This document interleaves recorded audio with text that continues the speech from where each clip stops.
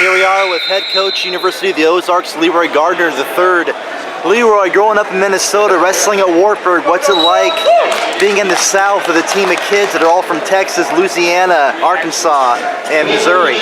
Well, I think, one of the great things about it, and the reason why I'm down there is, growing up I saw how passionate Minnesota and Iowa and the Midwest is about wrestling, and that sort of gets in your blood, and, coming down there, all you have is sort of wide open potential, and so being down there the last 4 or 5 years, I wasn't at Ozarks, but living in the South and helping wrestlers and coaching, it really got me motivated about, hey, there's a chance to sort of tick the needle with wrestling, the sport that gave me so much, and I love so much, to really make an impact and share that with these young student athletes, and it's exciting. I mean, I really think that the South is going to continue to improve wrestling wise.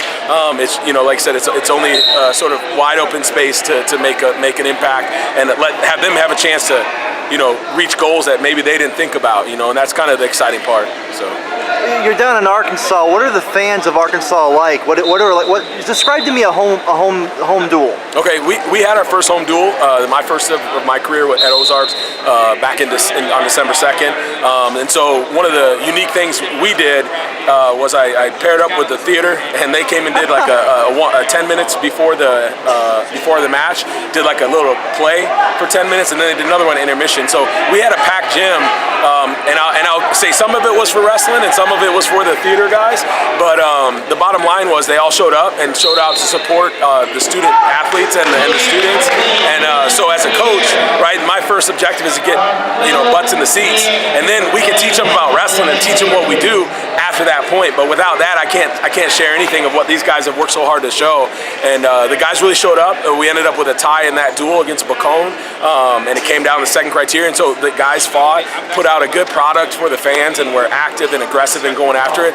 And one of my guys, he's actually from Iowa, he came off the mat and he said, and he unfortunately lost the match, and the ref and the fan, one of the fans from our side was like, man, that was awesome. And he said I just was like, yes. And he goes, Coach, this fan just told me it was awesome that I got majored, and it's because they don't know, but they were fired up about his effort and his fight and how he went after it. And so, if I can sum up the Arkansas experience as far as fans go, they know very little wrestling, but they're learning and they want to learn more, and but they're excited and they're supportive of what we're doing. And so it's kind of neat for the guys, because like he said, he's from Iowa, and I don't think he's going to get an awesome job coming off the mat up here getting majored, but down there they were super fired up. So it's been great, and the support that we have has been wonderful, from the athletic administration to the president to the rest of the student body, and it's a credit to the guys, because they're out on campus going, hey, come out to the meet, come out to the match, and they're sort of the ambassadors, so it's been great. Now you got a very young team, one junior on the team, mostly freshmen and sophomores. How do you look for leadership among young people like that? Well, I think the thing that I tell the guys all the time is, leadership doesn't necessarily have to come with age, right? It's just who chooses to step up and do the right thing every time, all the time. And I think that's what I ask of the guys is, give me everything you got every time, all the time. And now that might look different the week of finals, but it's still everything you got. And I think the guys that choose to accept that responsibility, say, I'm going to do everything in my power to help myself have a probability of success.